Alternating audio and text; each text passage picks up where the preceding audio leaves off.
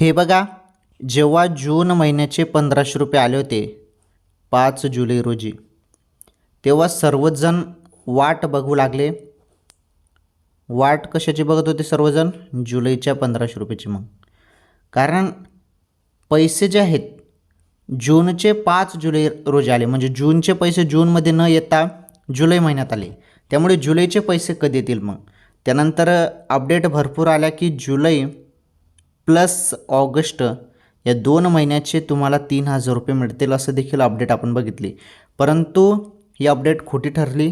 3000 रुपये तुम्हाला काही मिळणार नाहीत बहिणींनो. फक्त तुम्हाला जुलैचे पैसे येत आहेत 1500 रुपये आणि ऑगस्ट महिन्याचे सेपरेट त्या महिन्यात पैसे येतील ऑगस्टमध्येच. जुलैचे जे काही 1500 रुपये आहेत ते कोणत्याही क्षणी तुमच्या खात्यामध्ये जमा होणार आहेत. आता थोडी वाट बघा, कोणत्याही क्षणी पैसे खात्यामध्ये पडणार आहेत. ओके.